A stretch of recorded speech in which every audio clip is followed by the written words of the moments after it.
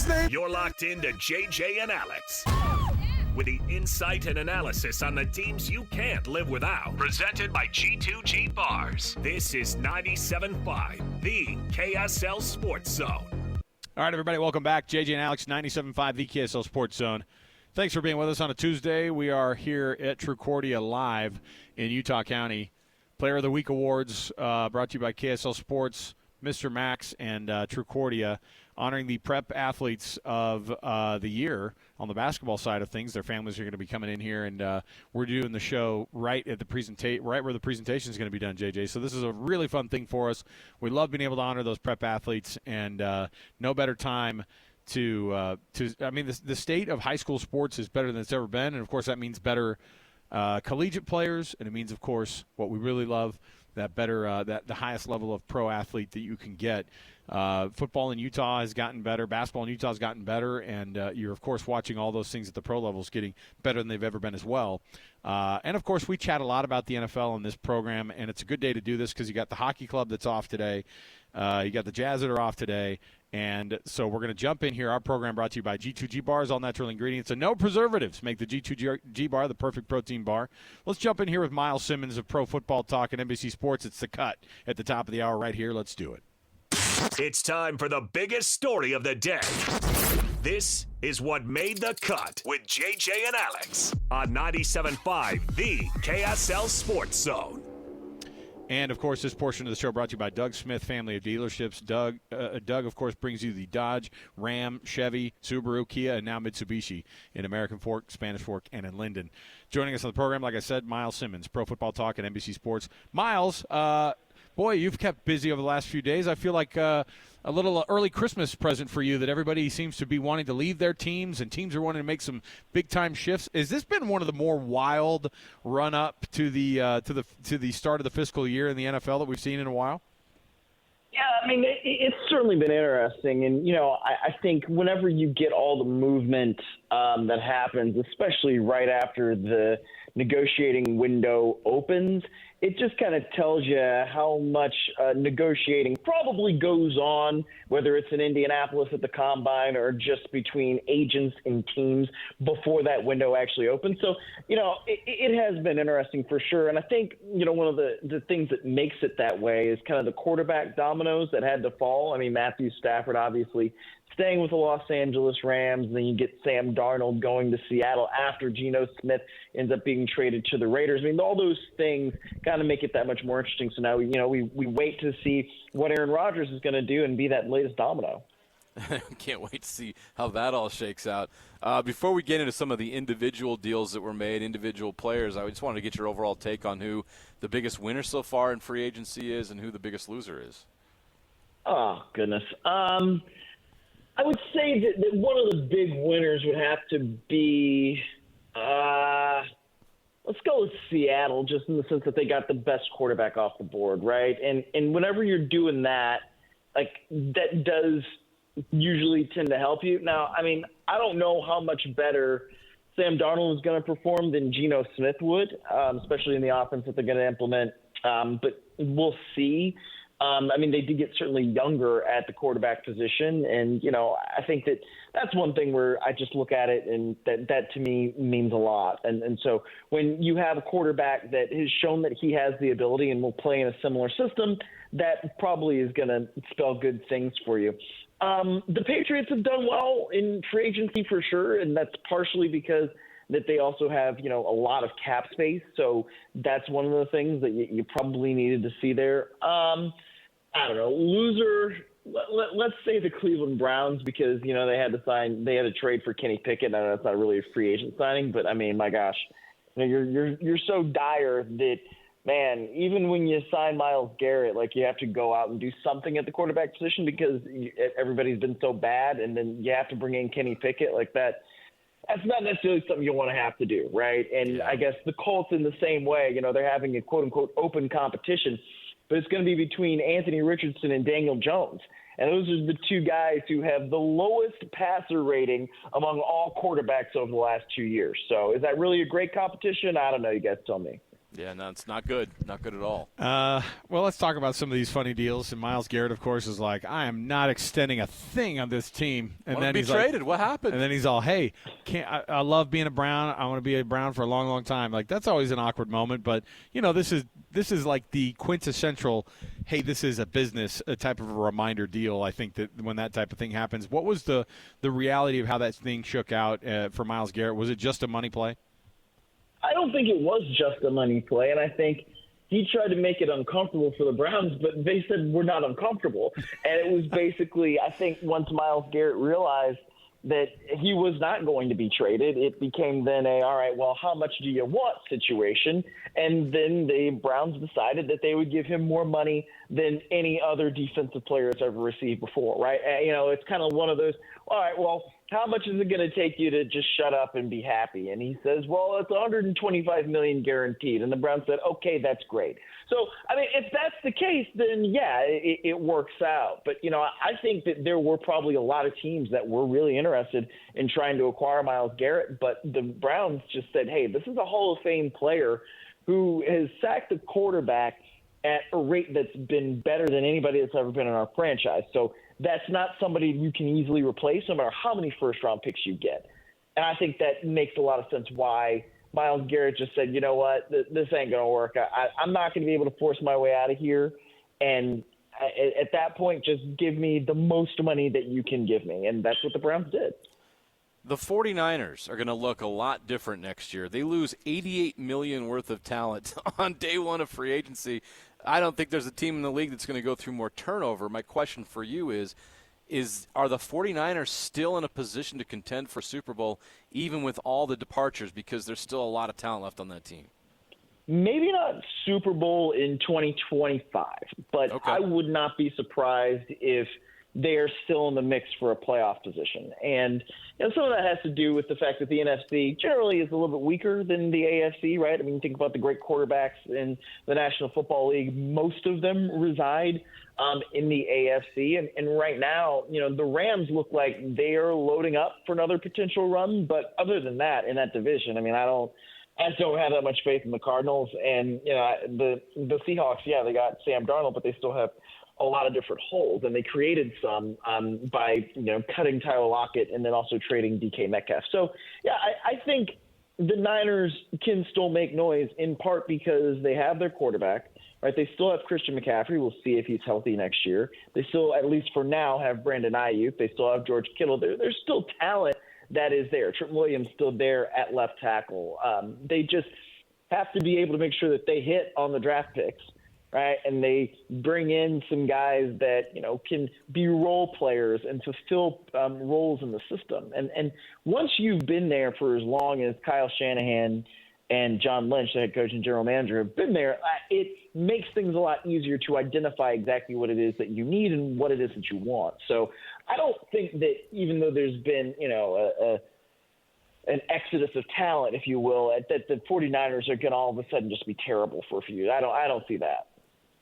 So who right now looks like a contender that is already making enough moves right now that you look at and you go, they're serious about it? We could see that team making some moves that, very, very early in the process here. But who's somebody who you look at and you go, you know what, I like where that team was already at and they made enough moves, or maybe stayed pat to where they're going to be able to stay that contender with what they've done?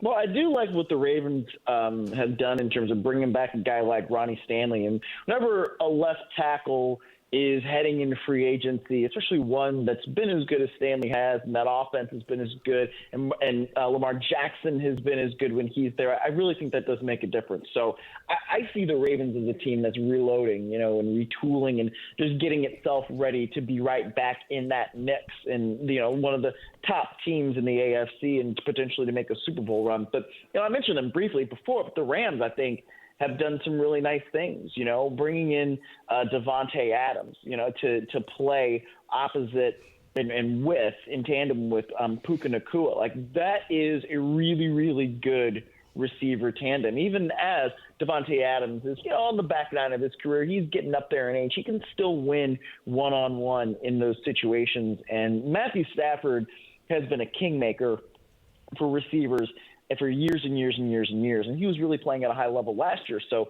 I feel like as they are kind of trying to make things that much better offensively, defensively, they had a guy in Puka Nacua who does a really good job in stopping the run. That was one of their weaknesses last year. I feel like that is a team that, especially in the NFC, can really make a run at it. Even though, they won it a few years ago. It wasn't that long ago, but they've had the poor season in 2022, made the playoffs 2023, and then again in 2024. So we will see how all that shakes out. But I do like, the addition of Devontae Adams, especially for the Rams. I do love, too, Matthew Stafford's situation. Yeah, but what does Kelly Stafford think? We're going to have to dip in to see what we're going to have to see what the boss says about all this. Tune in on the next podcast. I was going to say, you'll find out. You don't even have to ask. She'll just tell you.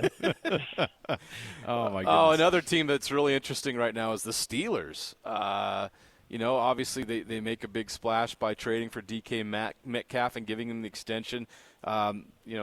Justin Fields ends up with the Jets. I thought they were just going to go with Justin Fields. They obviously are not. Do they bring Russ back? Are they really serious about Aaron Rodgers, like you say? What's the big play here for the Steelers with bringing DK Metcalf in? What do they ultimately want to accomplish with all this? I think the Steelers would much rather sign Aaron Rodgers and draft a quarterback that they can develop behind him than re-sign Russell Wilson. And if you're Aaron Rodgers, I don't know why you wouldn't want to go to the Steelers. I don't know if it's a money impasse or what, but there's not many other great options out there for Aaron Rodgers. Folks have said that the Vikings could be an option for him. To me, that doesn't make as much sense because you've got a guy that you traded up to get last year in J.J. McCarthy. He's going to be healthy coming off of the knee injury that he suffered last year during the preseason. And just the way NFL contracts work, right? If you have a young quarterback, you need to make a decision as to whether or not you're going to pay him again after the third season. So if you decide, hey, we are not going to intend to start J.J. McCarthy in year 2, despite the fact that we had him in our building last year and we play in a very quarterback-friendly system, and instead we go and get Aaron Rodgers. Okay, so then you're punting having another year, having enough years of film on him to really understand who he is as a quarterback. So I don't really see that. The Giants, I guess, could make some sense if things with Pittsburgh don't work out, but the Giants aren't going anywhere. Yeah, he's got Malik Neighbors there, but that's not a quality offensive line. It's not a team that has quality skill players aside from Malik Neighbors. So all that being said, yeah, Pittsburgh seems like the best option, especially because you throw into a guy in George Pickens and DK Metcalf, two guys that we know can win, and two guys who also might be a little bit of a head case. And so, hey, man, good luck to Mike Tomlin if that does work out. And at this point, I kind of expect it to. But, if you have to deal with not just George Pickens, but also DK Metcalf and Aaron Rodgers all on the same team, all on the same offense, man, that sounds like a lot. But if anybody can handle it, I would bet it's Mike Tomlin. Let's chat a little bit about the Raiders and some of the moves they've made or not made, and whether or not this now Pete Carroll run operation is going to be able to put it together this quickly. What have you thought about what they've done in the offseason and what the Raiders could do next year?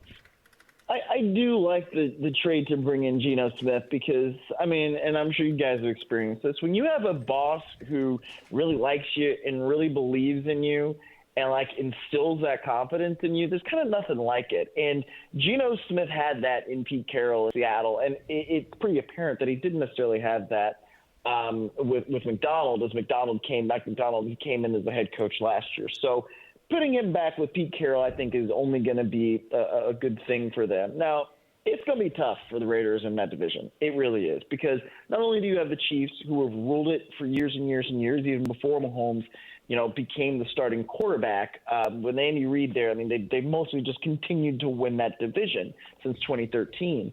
But then you also now have, obviously, Jim Harbaugh in Los Angeles, and he did a nice job in that first year, despite the playoff performance. And then, the Denver Broncos continue to ascend as well. They've done some nice things in free agency, bringing in some defensive pieces. So I don't know that this is going to get the Raiders out of the basement, in the AFC West.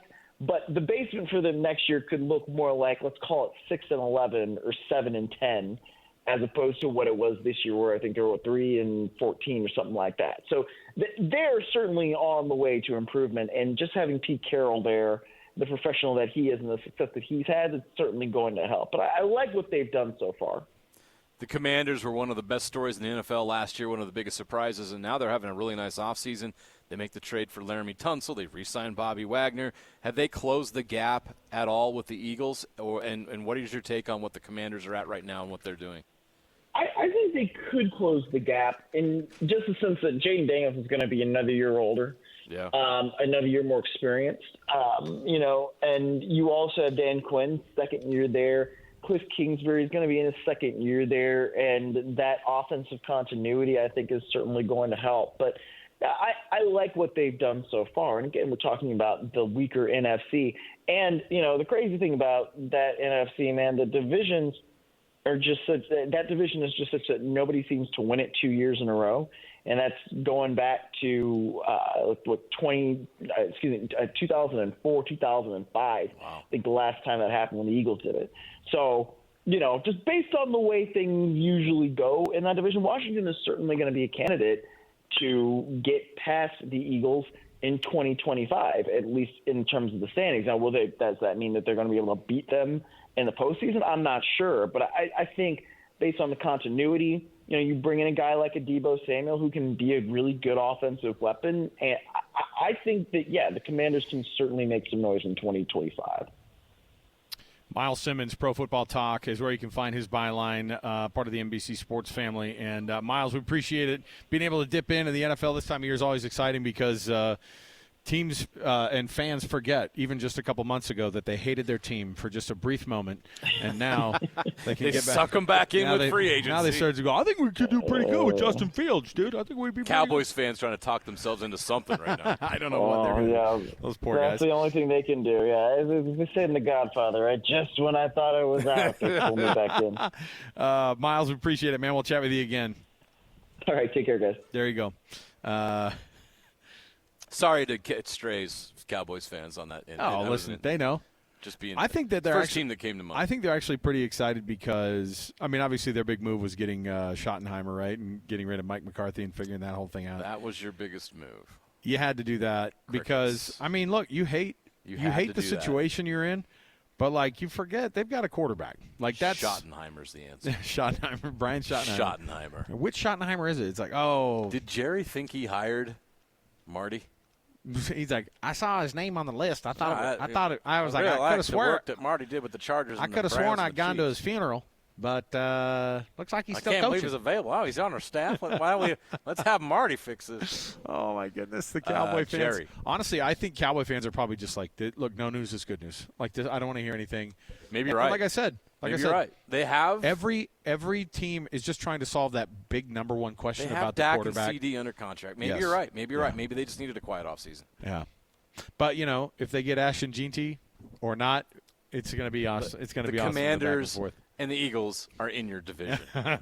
It's going to be tough. Oh, my goodness. Okay, we'll take the break here. We'll come back. We've got more to go around the corner. Hey, we want to remind you also, on Friday, JJ and I are going to be at what has now become one of our favorite spots ever, and that is, again, down here in Utah County. We're going to be at the Doug Smith family of dealerships at the Doug Smith Mitsubishi right there on Main Street in American Fork. We've basically become adopted salesmen for Chris.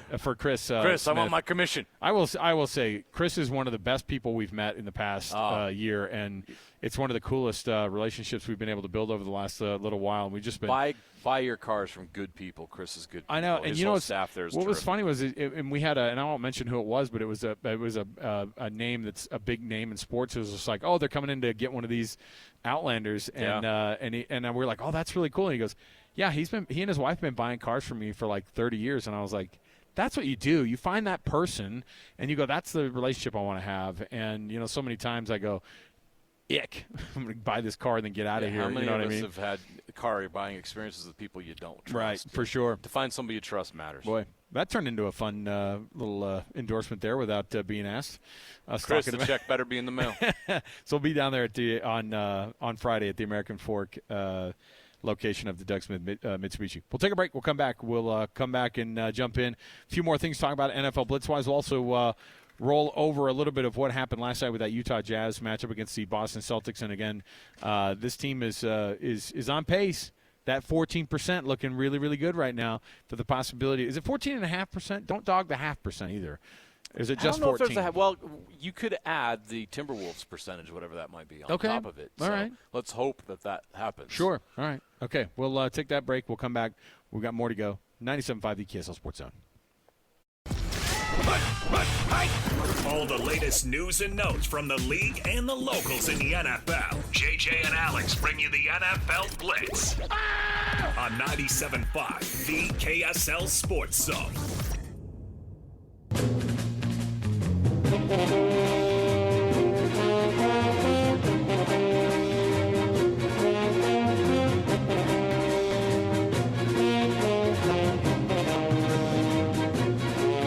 All right, everybody, welcome back. JJ and Alex, 97.5 the KSL Sports Zone. Thanks for being with us on a Tuesday.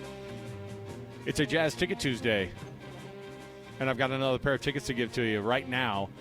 If you just give us a call, you can be caller number 12. It's as easy as that. You don't have to have a right answer of a quiz or anything. Just get those tickets by being caller number 12, 801-575-ZONE. That's 801-575-ZONE. The winner gets a pair of tickets to see the Jazz and the Bulls on Monday on St. Patty's Day at Delta Center. So there you go. You know they've always got something in the mix. The Jazz always do something fun on you'll see the Bear doing something wild. Yes. Okay?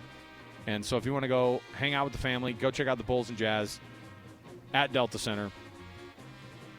575-ZONE, 801-575-9663. Okay. By the way, the Jazz, 15-50, right? They were at the 50-loss mark. Does that hurt you? See the 50-loss mark? No. Because I know the assignment. So what would they have to do to have the worst year in franchise history from a win-loss perspective? Ooh. Like, that's something that I haven't thought about. It's something we need to think about because I know that they had a 27 and they had like a 27 and 56 they've had some bad year. years. So I'll go through real quick. You start with the beginning. The first year of the franchise in New Orleans. Okay. 23-59.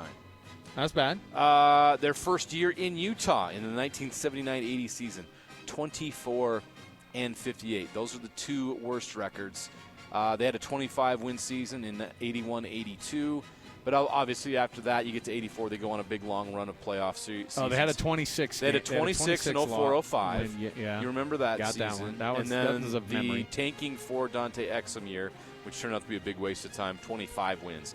So the Jazz absolutely have a chance to finish with the worst record in the NBA. The percentages of the 23-win season are 28%, like 2.280 win percentage, and then 24 is 293. So where are the Jazz right now then with that? 0.231. Ooh, At right this on rate, pace. this will be the worst season in Utah Jazz history. And it will be all worth it because they're going to poop for Coop. And then the if next they year. don't get Cooper flag, what's the reaction? What was the other thing that I came up with? They don't win the lottery. Oh, my gosh. Oh, I got it. No, it was Jazz fans are going to come unglued. It was poop for Coop, and then next year it's crap your pants for Dabansa. Crap your pants for Dabansa. I like it. Look, that's the most PK joke I've ever told, by the way, on this program, right? So bad it's good. Oh, my gosh. Ridiculous. AJ will never come on our show now. Oh, come on. It's going to be your fault. No, it's because we want him here, man. Crap your pantsa for Dabansa? I'm not going to make a T-shirt out of it. Should we make T-shirts out of it? Why not? KSL Sports presents. Why not? Yeah, sponsored by. Oh, my goodness. How many of our fine sponsors would like to sponsor those T-shirts? All right, so we just got done chatting for a couple minutes there about the NFL's kind of bigger beats when it came to the startup of the league year. And the league year firing up, of course, means that deals are going to be done. From a local perspective, Puka Nacua isn't going to be wearing the number 17 because Devontae Adams has, of course, come to the team. And I don't know what Puka got out of this deal or if he was just being a good teamate. I don't think he's getting anything out of it. He's just being this is a character play. I don't freaking like this, man. Why? Because Puka Nacua with the number 17 on, I'm not super superstitious. What's the saying? But I'm a little bit stitious. You're a little stitious. I'm a little stitious. I don't I don't like this idea of being like, I'm just going to switch to 12. I get it. But Davante Adams, what have you freaking done? Not much for very long. Okay, just give me the last 2 years. Just give me the last 2 years. Who's a better wide receiver of the last 2 years? I'm curious where the number 17 Rams jerseys are in jersey sales. Because no, it's huge. I've seen them all over in LA. I'll just tell you right now. There's one at my house. Okay, there's one at my house. There you go. My kid had one mid-season. He's like, I got to do it. I want that thing. And now he's got to go get a 12. That's the thing is we will never. That kind of sucks. We will never switch it. I'm never going to switch it. I'm going to be like, look, it's yellow and blue, and it says Nacua on the back. Puka's had 2 superstar years. He's established himself as one of the best receivers in the league. And he's recognized with that Rams number 17 jersey. And branding matters in the NFL. You don't see their faces. You see their helmets and their jerseys. That's what I'm saying, man. And who's that's why in the NFL numbers matter more than any other sport. So who is a fan favorite for this Rams team right now? Is Puka it Puka Nacua, Nacua or is period. it freaking Davante Adams? It starts and ends with Puka Nacua. I will just tell you right now, it will never be Davante Adams. No. It won't be. Nobody in LA cares that he went to school at Fresno State. And Nobody cares. Well, and it's not like he's going to come in and like full-on replace Cooper Kupp. What are they doing with Cooper Kupp, by the way? Still nothing? Nothing. No takers on the trade, so they'll probably they just might have just to release waive him and eat the money. Ugh. I think they wanted to trade him to get off the cash. That's not going to happen. How many games did Puka missed 6 games last year? Yeah, he did. And he had 80 catches for 990 yards. Almost got to 1,000, despite missing 6 games. Phenomenal. It is. I'm just telling you, Davante Adams is coming with some baggage, man. Davante should just wear a different number at the Rams and let I Puka think so, keep too. 17. But that's where you go. I want to say something about Puka because it shows the humility he has and the respect he has for the older players in the league. Puka does his homework. He knows who these guys are, and he's a very humble kid, and he has a lot of respect for them. And that's all that's going on here. And unfortunately, I think Davante should have said, no. You have had 2 incredible seasons with the Rams. You are the future of this franchise. You are the face of this franchise. I'm coming from a different – I can wear a different number in my Rams time. Right. I get it. He was 12. He was 12 at BYU. Keep the 17. You are a Ram, and you have built a brand out of that number. Right. I got a text from one of my friends. He's like, yeah, he was 12 at BYU, though. It makes sense. I'm like, to BYU fans, sure, but and when NFL marketing comes into play, no. No, I don't like it. This is less about the number itself. I mean, I don't know. The Rams don't retire numbers, but Davante Adams. Do they retire 17 or 12 when he has a demanding 17? Come on, get out of here. All right. Yeah, if you're on your 4th team, you can't have the jersey anymore. Right? Just take whatever number. It doesn't matter at that point. All right. Let's take a break. We'll come back. Ooh, dude, we didn't get to talk about Zach Wilson. Oh, can we bring that up right now? Yeah, Zach Wilson headed to Miami, 1-year deal, right? I love it for Zach. You want to know why? He's going to play. Because Tua's going to get hurt. Tua's not going to make it through a season. I'm sorry. What's the depth seen chart? This story before. What's the depth chart at quarterback then look like? Right now, it's Tua and Zach. Right. How weird is it? I don't know what Tyler Huntley's situation is. That's what I was going to say. No, Tyler Huntley, I think. Is he under contract? No, I think he may have been released or something. I don't think he's under contract. Yeah, his contract expired, so I think they're just like, hey, parting ways. Isn't that weird? It would have been crazy Zach, to have Zach Wilson replacing Tyler Huntley on the depth chart, like at the Miami Dolphins. Can you imagine what you have that on your BYU big board? and Utah Nation would have torn each other apart over a preseason battle for the backup job. How many BYU and Utah fans had that debate? Yeah. In 2019 and 2020. I'm a little bit bummed about it, just because you want to see that. I thought it would have been fun for him to do well at Denver, but obviously. And as a Broncos fan, I certainly would have too. But it's pretty obvious who the guy is there. Yeah, good for them. So he had to go somewhere else to become the guy somewhere else. And I think that with Tua's fragile situation, Zach could become the guy in Miami at some point soon. Ooh, I want to have a fragile situation one day. If you're quarterback that's a backup, you're looking for the fragile situation so that you can be the guy that replaces the guy. What's going on here? How come you change jobs? Well, it was a fragile situation. Yeah. I was looking forward to it. All right. We'll take the break here. Identify fragile situations and take advantage of them. We'll come back, and we've got ourselves much more to go. By the way, Bronco Mendenhall, the thing that coaches are having to do in college football now that is making them sound like corporate America, it's wild. But that's what we've gotten to.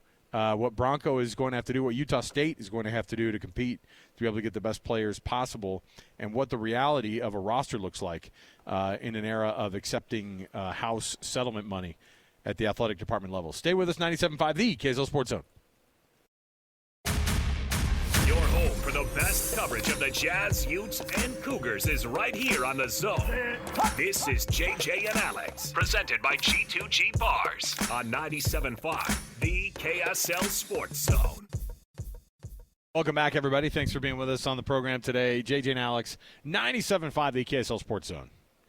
It's your radio home of the Utah Hockey Club, your radio home of the Utah Jazz, your radio home of the Utah State Athletics.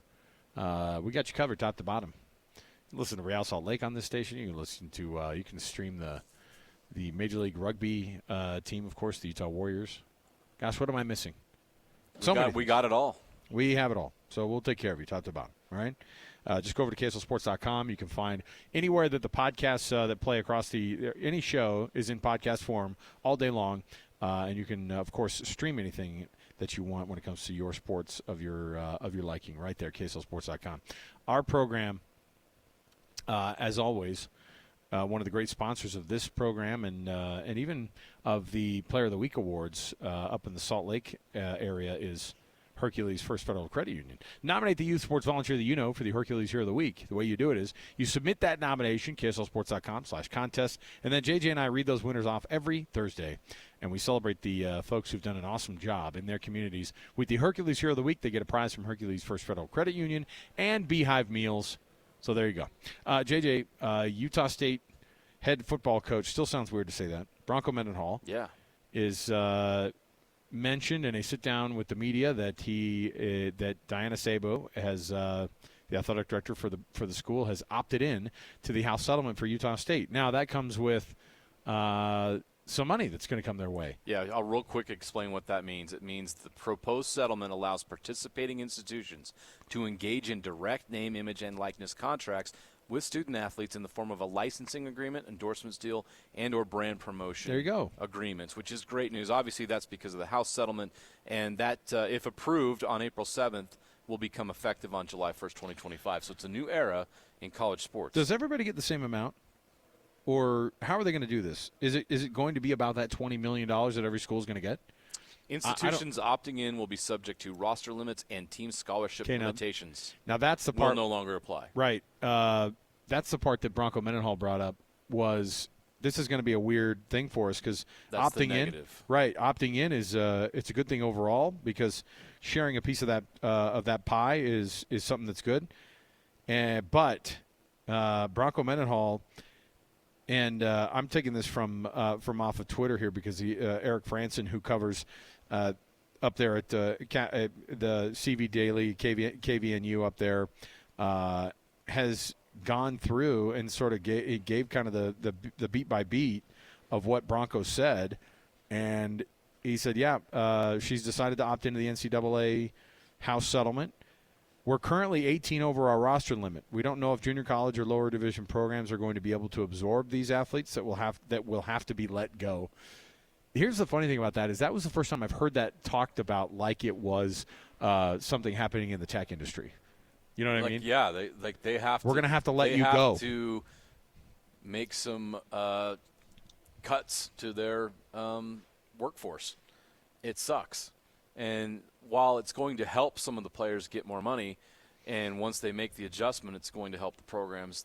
The initial launch here is going to be tough because they're going to have to say goodbye to a lot of hardworking young men and that have earned spots and through walk-on opportunities or whatnot. Or even some scholarship kids are going to be saying, you know what, we don't have enough room for you. You're going to have to go somewhere else. Not because they don't think they're good or they don't want to be a part of the program. They don't have enough room. Yeah. You can only have 105 on the roster. So they're going to be subject to those cuts as part of taking or participating in the house settlement. But that's a tough thing right there. If you're a football player for Utah State, you looked around and you probably I bet a handful of those guys are looking around and going, I'm in that 18. I guarantee I'm in that 18. Or maybe you're like still left over from the previous regime, and like these aren't your guys, these aren't your coaches. Now, what's good about Bronco Mendenhall, and he actually brought this up, is that like these guys he wants anybody who's going to be good to earn their spot on the roster.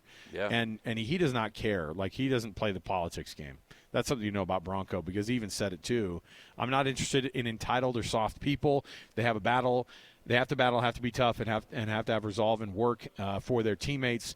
Everyone starts wearing white, even the upperclassmen, and then they carve out their future. I'm happy to reward those players. And here's the reality with Coach Mendenhall, is that is 1,000% true. That's great. But in the end, there are going to be 18 guys that are currently on the roster that will not be there. And straight up, whether it's from a timing standpoint, because that's just as hard of a spot to be in, is if you are at the end of spring or you get into summer and the coach goes, hey, bring your playbook, coach wants to meet with you. Like, we've gotten to the NFL level, right? Tough. And you sit down and you're going, where am I going to go from here? It's going to be the Hard Knocks deal. Where am I going to go from here? Oh. Where am I going to go from here? So it's bonkers. All right. We are here, of course, celebrating the Player of the Week awards, and it's an awesome thing for us to be able to jump into, because the best athletes of 2024, 2025 of the basketball season are being honored down here in Utah County for the Player of the Week awards. And awesome sponsors for that are the folks at Trucordia, where we are being hosted today, and also the awesome folks at Mr. Mac. And Mr. Mac, you know what they're known for. Mr. Mac has been suiting people up in the state of Utah and giving them awesome dress clothing for the past 60 years. If you haven't owned a Mr. Mac suit, I don't know if I know you.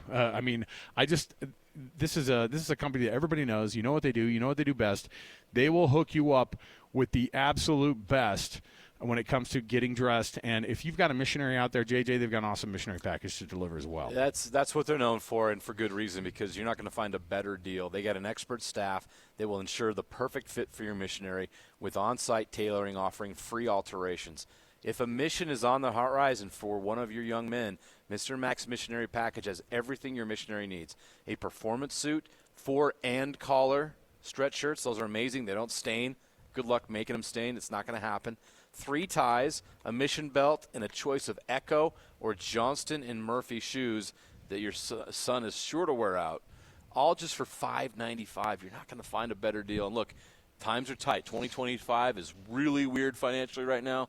That $5.95 deal has never been better to get your missionary out there in the field. You're not going to beat this missionary package from Mr. Mac. All you have to do, go find a location near you. Go online. You can find those great deals as well. We'll be right back. More to go. Mitch Harper, our BYU insider for KSLSports.com, going to join us next. Give us a thought or two on this massive basketball tournament for the Big 12 coming up. It's going to be firing up in Kansas City. He's going to give us the handicap there for BYU and how they're going to do in this tournament. So stay with us. 97.5 The KSL Sports Zone.